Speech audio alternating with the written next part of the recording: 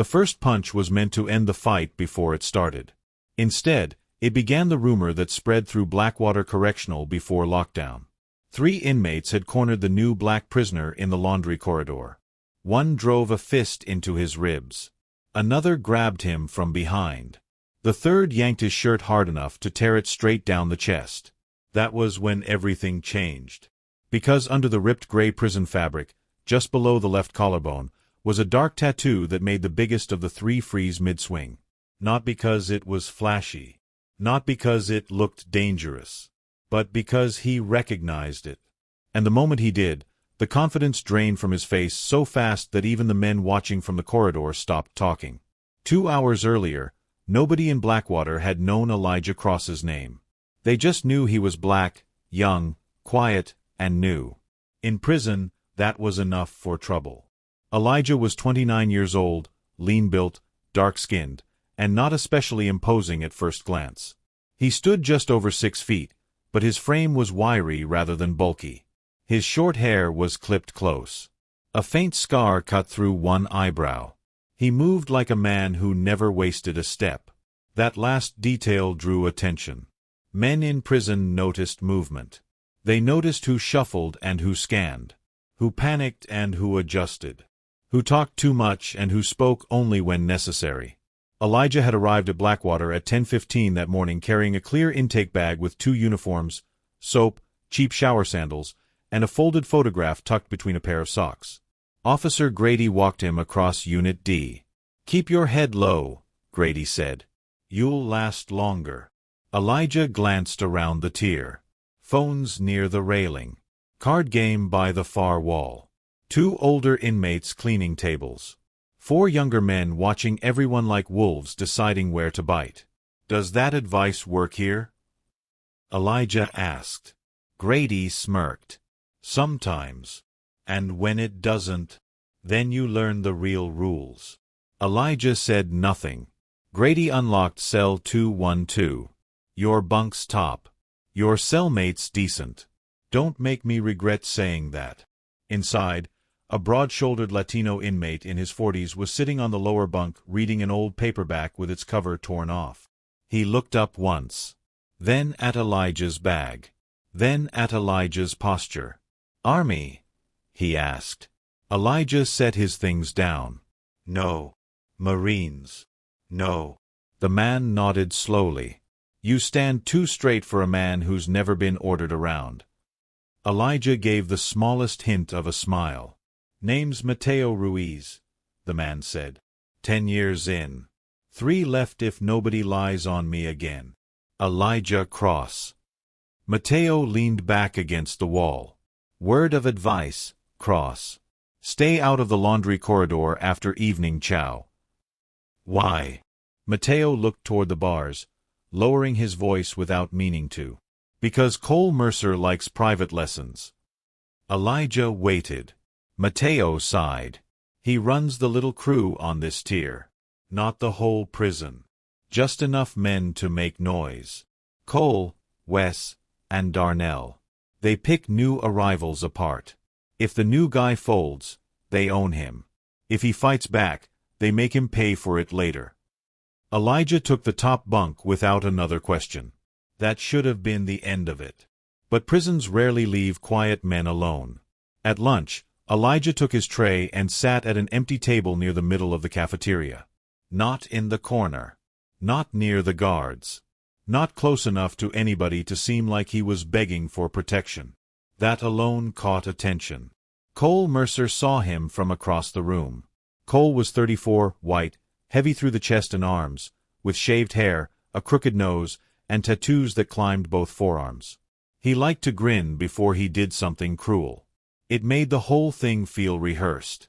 At his side were Wesley Pike and Darnell Shaw. Wes was tall and hollow-cheeked, quick with his mouth and mean in the way that came from never being the strongest man in the room. Darnell was thicker, quieter, and more dangerous because he usually waited for someone else to speak first. Cole approached Elijah's table with both hands in his pockets. "Nobody tell you that seat's taken?" Elijah looked up from his tray.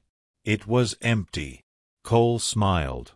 "So's a grave before they fill it." A few inmates laughed because that was safer than staying silent. Elijah tore his bread in half. Then I picked correctly. The laughter died. Cole's smile did too. He stepped closer, palms flat on the table. What'd you say? Elijah met his eyes.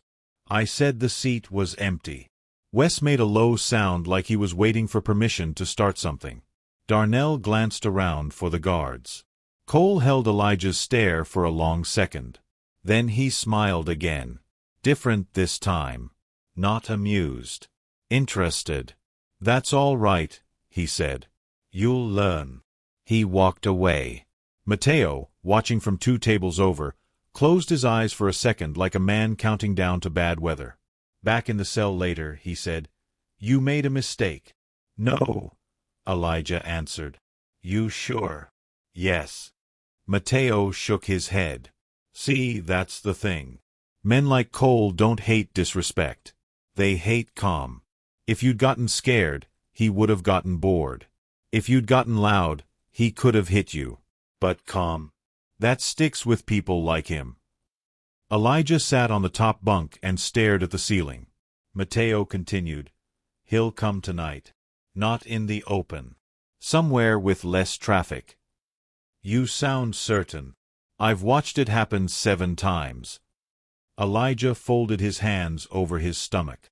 Then maybe tonight makes 8. After evening chow, Unit D settled into its usual rhythm. Televisions. Shouting from the card tables. A guard arguing about count with an inmate on the upper tier. Elijah waited until the noise peaked. Then he climbed down from the bunk, took his shirt and soap, and headed toward the showers. Mateo sat up. You serious? Yes. That's exactly what Cole wants. Elijah paused at the cell door. No, he said quietly. It's what he expects. The showers were full, but Elijah didn't stop there. He continued past them, into the narrow concrete corridor that connected the showers to laundry storage and the utility closet. The lights buzzed overhead. No camera on the inner corner. 1 exit behind him. 1 to the left. A rolling cart near the wall. 3 seconds later, Cole stepped out from the laundry room. Wes followed. Then Darnell. Cole spread his arms. Look at that. New boy found the wrong hallway. Elijah set his soap on the cart. Behind him, footsteps slowed. 2 inmates had stopped at the corridor entrance, just far enough away to watch without being seen watching. Cole noticed them and smiled wider. Good. An audience. That confidence still working for you? Cole asked. Elijah looked from one man to the next. You brought 2 friends. Wes laughed. He thinks this is a conversation. It is, Elijah said. You just haven't decided what kind yet. Cole's face hardened. He stepped forward and shoved Elijah in the chest. Hard. Elijah hit the wall but stayed upright. Darnell moved first, grabbing Elijah's right arm. Wes caught the left. Cole drove a punch into Elijah's side, then another into his stomach. The watching inmates held their breath. Cole grabbed a fistful of Elijah's gray prison shirt and snarled, You should have learned at lunch. Then he pulled. Fabric ripped down the middle. And all 3 men saw the tattoo. A black trident over an eagle and anchor, inked old and clean against Elijah's chest. Wes blinked. Darnell swore under his breath. But Cole went white. Because years earlier, before prison, his older brother had served in the military. And Cole knew exactly what that symbol meant. By the time he looked back up at Elijah's face, the new prisoner was no longer the man he thought he had cornered. And the next move would decide whether all 3 of them walked out of that corridor the same way they entered it. For 3 full seconds, nobody moved. Cole's hand was still gripping the torn fabric of Elijah's shirt. Wes stared at the tattoo. Darnell looked from the trident to Elijah's face. Cole swallowed. That real? Elijah pulled his shirt free from Cole's fist. Does it matter? Cole's confidence had cracked, but pride was still holding it together. My brother was Navy, he said. He told me about that mark. Elijah said nothing. Wes stepped back half a pace. Cole, maybe we should go. That was the wrong thing to say. Cole turned sharply. You scared of a tattoo? No, but nothing. Cole looked back at Elijah. The two inmates watching from the corridor entrance had already noticed the change. They were whispering now. Cole understood what that meant. If he walked away, the story would spread before dinner. He had cornered the new guy with 3 men, seen one tattoo, and backed down. He couldn't allow that. So he made the decision Elijah had been waiting for. Cole swung. Elijah moved before the punch fully formed. He stepped inside Cole's reach, redirected the arm and used Cole's own momentum to turn him into the wall. Not hard enough to injure him. Just hard enough to stop him. Wes rushed forward. Elijah pivoted. One hand caught Wes's wrist. The other controlled his shoulder. A second later, Wes was bent against the laundry cart, unable to move without making the position worse. Darnell froze. Elijah looked at him. Don't. Darnell actually listened. Cole pushed himself away from the wall. What the hell are you? Elijah released Wes immediately. I'm the man who told you to walk away. Footsteps sounded from the shower corridor. Officer Grady appeared. What's going on? Cole opened his mouth first. He attacked us. Elijah looked at him. Grady saw the torn shirt. Saw the 3 inmates surrounding one man. Then saw the 2 witnesses standing at the corridor entrance. One of them spoke. That's not what happened. Cole turned. Shut up. The second witness stepped forward. They jumped him. Silence. Grady radioed for another officer. Cole's expression darkened. He wasn't looking at Elijah anymore. He was looking at the witnesses. Elijah recognized that look. This wasn't over. It had just changed shape. 20 minutes later, Elijah sat in the unit office while Grady filled out an incident report. You want protective custody? No. You just got jumped by 3 men. I noticed. Grady looked at the tattoo visible through Elijah's torn shirt. I know what that symbol usually means. Elijah pulled the shirt closed. Usually. SEAL Trident. Elijah stared at the floor. Grady waited. You were one. Elijah finally answered. Long enough. How long? 12 years. Grady leaned back. That explained the posture. The scanning. The controlled breathing. But it did not explain why a former SEAL was sitting in Blackwater. What happened? Elijah looked up. That's not part of tonight. Grady understood the refusal. All right. But Cole won't let this go. I know. He lost face. That's his problem. In prison, men make their problems contagious. Elijah said nothing. Back in cell 212, Mateo was waiting. The moment he saw the torn shirt, he stood. Tell me you didn't fight him. I didn't. Mateo looked relieved. Then why does half the tier think you dropped 3 guys in the laundry corridor? Because half the tier likes stories. Mateo noticed the tattoo. His eyes narrowed, then widened. No way. Elijah covered it. Don't. You were a SEAL? Was. Mateo sat slowly. And you were trying to keep that quiet? Yes. Good luck with that now. He was right. By lights out, men were already calling Elijah Frogman. Others called him Chief, even though nobody knew his rank. The rumors grew faster than facts. But Cole wasn't spreading rumors. He was planning. At 11:40 that night, Wes sat beside him in the dark recreation corner. We should leave him alone. Cole stared across the tier toward Elijah's cell. No. You saw what he did. I saw him embarrass me. That's not the same thing. Cole turned. In here, it is.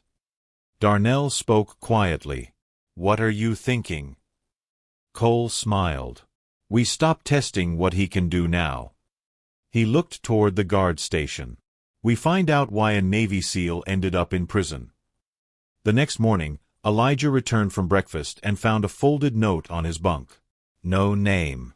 Only one sentence. Cole knows about Red Harbor. Elijah read it twice. His face changed. Mateo noticed immediately. What's Red Harbor? Elijah folded the note. For the first time since arriving at Blackwater, his hands were no longer completely steady. Something Cole should never have found. Elijah kept the note folded in his palm until breakfast ended. He didn't ask who delivered it. That would only tell Cole exactly how much the words had affected him. Back in cell 212, Mateo watched Elijah place the note beneath his mattress. You gonna tell me now? Elijah sat on the edge of the bunk. Red Harbor wasn't a place. Mateo waited. It was an operation. For 12 years, Elijah had served in a Navy Special Operations Unit. Most missions had blurred together with time. Red Harbor had not. 4 years earlier, Elijah's team had been sent to recover 2 Americans being held inside an abandoned shipping facility overseas. The plan had looked simple. Nothing about it was. Bad intelligence put civilians inside the compound. The mission changed instantly. Elijah had been ordered to hold position until another team arrived. He didn't. There was a kid inside, Elijah said quietly. Maybe 14. Mateo leaned forward. You went in. I changed the extraction route. Against orders? Yes. The decision saved the hostages and 3 civilians. It also cost Elijah his career. A teammate was badly injured during the evacuation. The official investigation concluded Elijah had violated operational command. He accepted responsibility. No speeches. No excuses. He left the military months later. So that's why you're here? Mateo asked. No. Elijah's current sentence had come years afterward, from a separate fraud case involving a private security contractor he joined after leaving the service. But Red Harbor was the wound people could twist. Cole had found exactly the right one. At recreation, Elijah saw how. Cole stood near the basketball court with 6 inmates around him. Not 3. 6. He wasn't challenging Elijah physically anymore. He was building an audience. Here comes the hero, Cole called. Elijah kept walking. Cole raised his voice. Tell them about Red Harbor. Several heads turned. Elijah stopped. Cole smiled. You disobeyed orders, didn't you? Yes. That answer killed half the performance. Cole continued anyway. And somebody got hurt because of you. Yes. More inmates were listening now. Cole expected Elijah to defend himself. Instead, Elijah walked closer. You want the rest? Cole hesitated. Elijah looked at the men surrounding him. 3 civilians walked out because I changed the plan. Cole laughed. And your teammate? Survived. After you got him shot. Elijah's jaw tightened. There it was. The accusation he had repeated to himself for years. But this time he didn't run from it. I made the decision. Cole spread his arms. Exactly. Elijah nodded. And I lived with it. Silence. Can you say the same about anything you've done in here? Cole's smile disappeared. A few inmates looked down. The confrontation had shifted without a single punch. Cole stepped forward. You think being honest makes you untouchable? No. Elijah's voice stayed low. It makes your secret useless. That line traveled through the yard faster than the rumor had. Cole knew it. And rage replaced strategy. He lunged forward, but Darnell grabbed his arm. Not here. Cole ripped free. Elijah noticed something important. Darnell was no longer looking at him with hostility. He was looking at Cole with doubt. Later that afternoon, Darnell found Elijah alone near the library. I need to tell you something. Elijah didn't turn. Then tell me. Cole paid somebody in records. Now Elijah faced him. What? He's getting information on inmates. family addresses, appeals, medical stuff, anything he can use. That's how he knew about Red Harbor? Darnell nodded. And he's planning something bigger. What? Darnell looked toward the cameras. He wants to make you lose control. How? He found out one of the guys from your old team is visiting tomorrow. Elijah went completely still. Nobody at Blackwater knew about the visit except administration. Darnell continued. Cole wants trouble in the visitation hall. If you react, they'll put you in segregation. Why help me? Darnell looked ashamed. Because this stopped being about respect. He lowered his voice. Cole enjoys watching people break. The next morning, visitation opened at 9 o'clock. At 9:12, Elijah entered the room and saw a man waiting behind the glass. Gray hair. Military posture. A scar along his neck. Commander Aaron Blake. The teammate injured during Red Harbor. Elijah hadn't seen him in 3 years. Blake picked up the phone.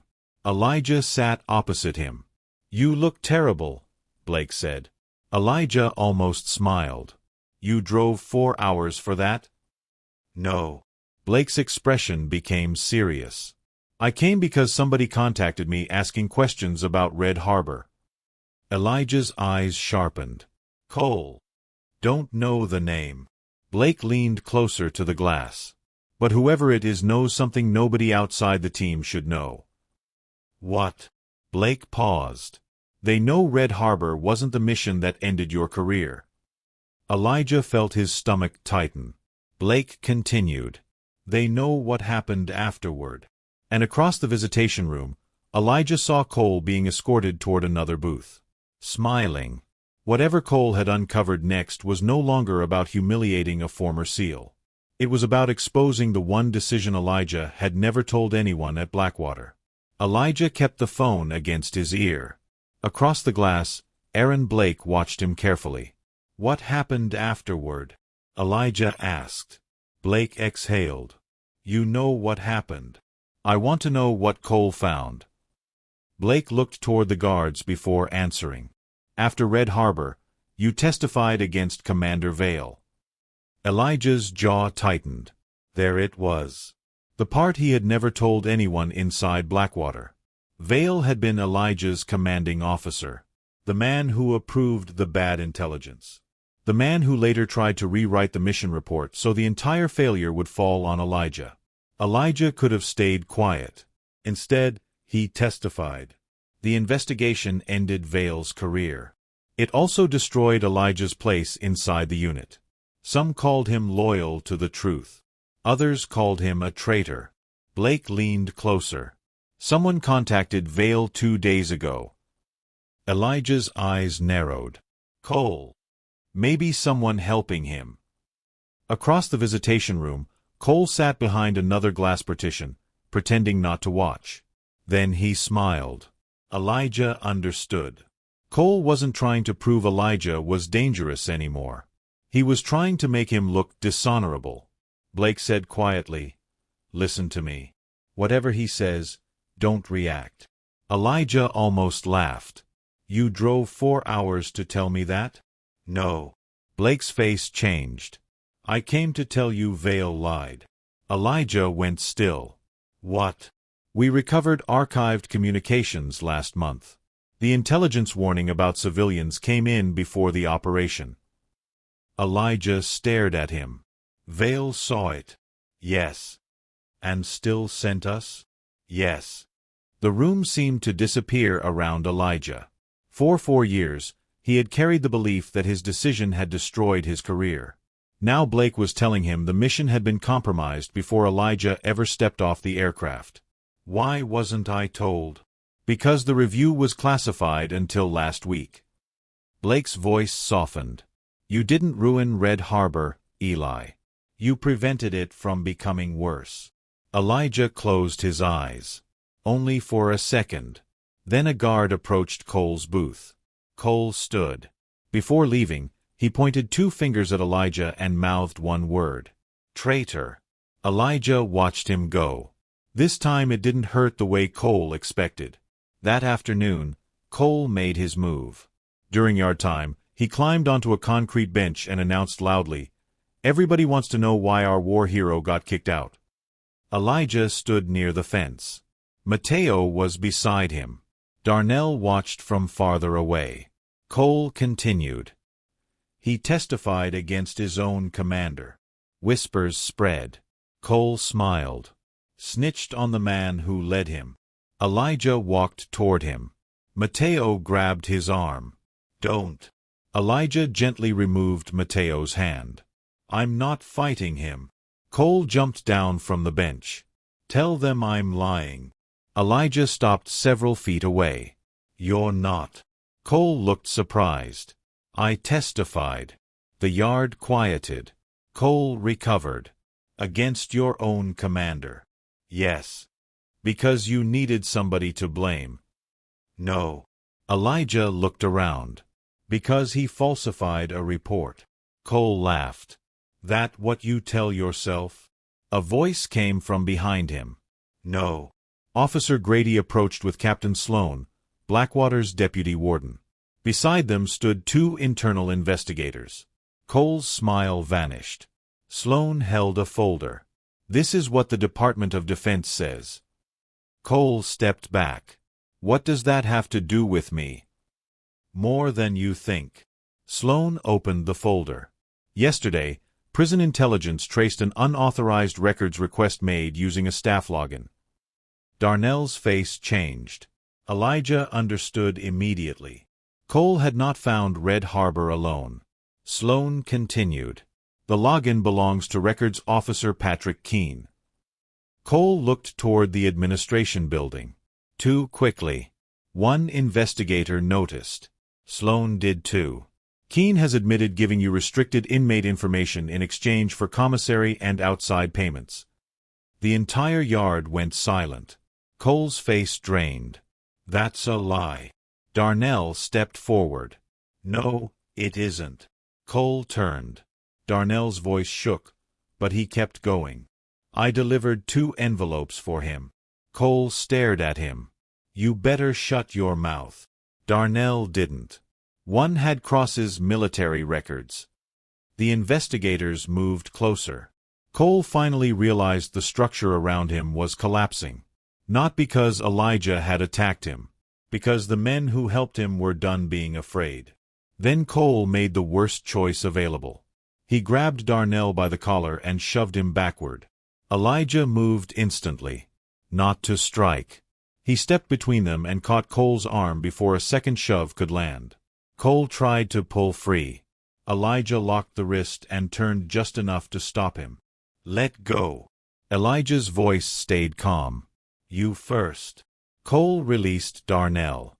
Elijah immediately released Cole. The investigators took over. Handcuffs closed around Cole's wrists. As they led him away, Cole looked back at Elijah. "You think this makes you clean?" Elijah stared at him. "No." Cole stopped. Elijah continued. "It just means I finally know which guilt belongs to me." Cole had spent days searching Elijah's past for something that could break him. Instead, he had uncovered the truth Elijah needed most. And tomorrow, Blackwater would learn what happened when a bully lost the secrets, the fear, and the people he had been using as weapons. By the next morning, Cole Mercer was gone from Unit D. Not transferred yet. Just removed. For the first time in years, nobody knew who controlled his table, his phone slots, or the favors he had traded like currency. That uncertainty should have created chaos. Instead, something stranger happened. Nothing. Men ate where they wanted. Nobody collected taxes. Nobody surrendered commissary. Nobody asked permission to use the laundry corridor. Elijah noticed it during breakfast. Mateo noticed too. Whole place feels different. Elijah stirred his coffee. Because everybody thought Cole was holding the unit together. He wasn't. He was holding it hostage. Across the cafeteria, Darnell sat alone. Several inmates avoided him. Others blamed him for helping Cole. Elijah carried his tray over and sat opposite him. Darnell looked surprised. "You don't owe me anything." "I know. I helped jump you." "I remember. I carried those envelopes." "I remember that too." Darnell looked down. "Then why sit here?" "Because telling the truth shouldn't leave you with fewer choices than lying." Darnell didn't answer, but he stayed. Later that afternoon, Deputy Warden Sloan called Elijah into administration. Officer Keene had confessed. He had accessed restricted inmate records repeatedly, not only Elijah's. Cole had used family addresses, medical histories, disciplinary files, and parole dates to intimidate prisoners. 21 inmates were potentially affected. Sloan closed the file. "Your complaint opened something bigger than we expected." "I never filed a complaint." "No." Sloan studied him. "You just refused to give Cole the reaction he wanted." Elijah looked through the office window toward Unit D. "What happens to him?" "Internal charges. Extortion investigation. Keene's case goes outside the prison." "And the men he threatened?" "We review their disciplinary records." Elijah nodded. That mattered. Then Sloan slid another envelope across the desk. Department of Defense letterhead. Elijah stared at it. "What is this?" "Commander Blake asked that it reach you." Elijah opened it slowly. The document confirmed what Blake had told him. Red Harbor's intelligence warning had been received before deployment. Commander Vale had concealed it. Elijah's decision to alter the extraction route had saved lives under conditions his team should never have entered. At the bottom was a recommendation that Elijah's military record be formally amended. He read the page twice. Sloan waited. "You all right?" Elijah folded the letter carefully. "For years I thought I needed somebody to tell me I made the right decision. And now?" Elijah looked at the paper. "Now I know there wasn't a perfect one." That evening, word spread that Cole would not be returning. Nobody celebrated. That surprised Elijah. Fear disappearing did not instantly make people happy. Sometimes it simply made them tired enough to realize how long they had been carrying it. 3 weeks later, Blackwater changed its procedures. Restricted inmate records required 2-person authorization. Laundry routes were monitored. Anonymous intimidation reports bypassed unit staff. Several old disciplinary cases were reopened. Darnell entered protective housing voluntarily and began cooperating with investigators. Wes lost his work assignment after admitting his role in prior assaults. Cole faced additional prison sanctions and a criminal investigation tied to extortion and stolen records. Elijah received none of the dramatic things rumors predicted. No early release. No medal ceremony. No special treatment. His sentence remained his sentence. That was fine with him. But one thing changed. The torn shirt incident became a story prisoners repeated. Not because a former SEAL had beaten 3 men. He hadn't. They remembered the moment the tattoo appeared and everyone expected violence. Then Elijah chose control instead. Months later, a new inmate arrived in Unit D. Young. Black. Nervous. He entered the cafeteria holding his tray too tightly. 2 older prisoners watched him approach the center tables. The young man hesitated. "Is somebody sitting here?" Mateo looked toward Elijah. Elijah shook his head. Mateo smiled. "Sit wherever you want." The young prisoner slowly took the chair. Nobody laughed. Nobody moved him. Elijah finished his meal and stood. As he passed the laundry corridor, he remembered Cole tearing his shirt and staring at the trident on his chest. Cole had believed the tattoo revealed Elijah's greatest weapon. He had been wrong. The trident represented training. The real weapon was everything the training had taught Elijah not to do. Not every insult required a punch. Not every secret deserved shame. And not every strong man needed somebody weaker beneath him to prove he was strong. Elijah walked back toward cell 212. For the first time since arriving at Blackwater, nobody turned to watch him. And that, more than fear or reputation, was exactly what he wanted.